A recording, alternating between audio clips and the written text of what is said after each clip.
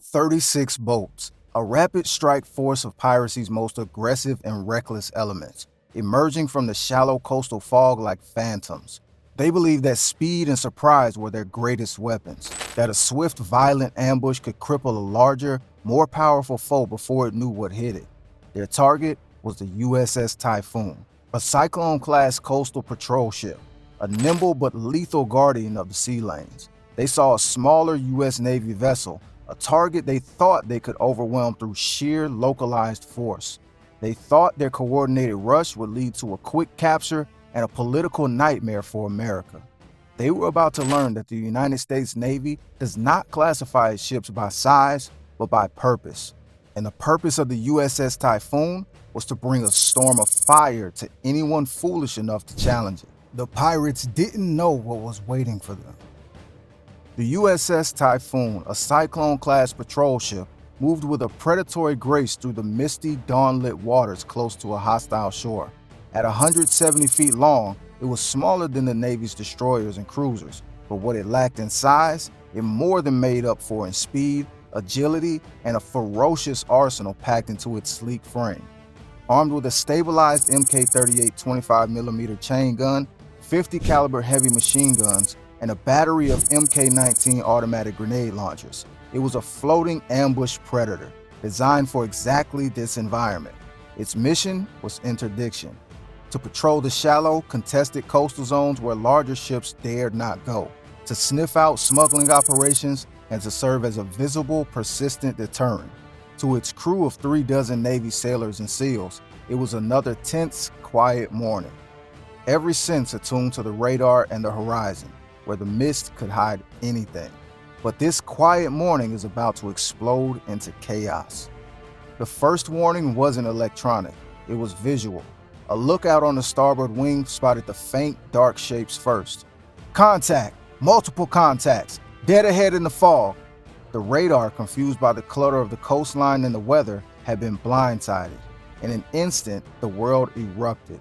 36 pirate skiffs, their engines suddenly screaming at full throttle, materialized from the bank of fog less than 500 yards away. They had been lying in wait, silent and invisible, using the environment as their cloak. This was no broad assault. It was a focused spear-point attack designed to punch through the Typhoon's defenses in one violent, decisive moment. Their strategy was one of shocking, point-blank violence. They came not in waves, but in a single concentrated swarm, all 36 boats converging on the patrol ship's bow. Their goal was to get so close, so fast, that the ship's powerful weapons couldn't depress enough to target them, to become a cloud of gnats attacking a giant's face.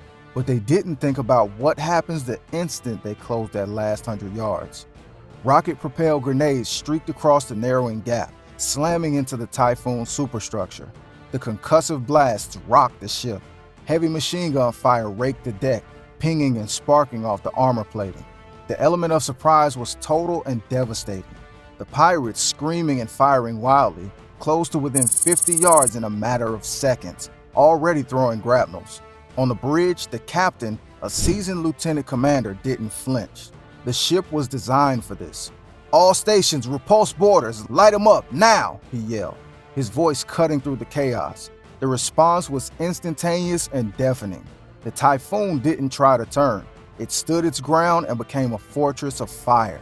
The forward Mk-38 25mm chain gun, computer stabilized and lethal, whirred to life. It didn't just fire. It hosed the oncoming swarm with high explosive shells. The first 3 pirate boats were literally torn apart in seconds, their splintered remains vanishing in violent geysers of water and flame. And that wasn't even the most brutal part. But the pirates kept coming, weaving through the carnage, their numbers still overwhelming. This was the moment they had banked on, getting inside the ship's weapons umbrella. They were now so close that the main gun couldn't track them. They thought they had won. They were wrong. This was when the Typhoon's secondary arsenal came online. From behind reinforced gun shields on both port and starboard sides, sailors opened up with Mk-19 automatic grenade launchers.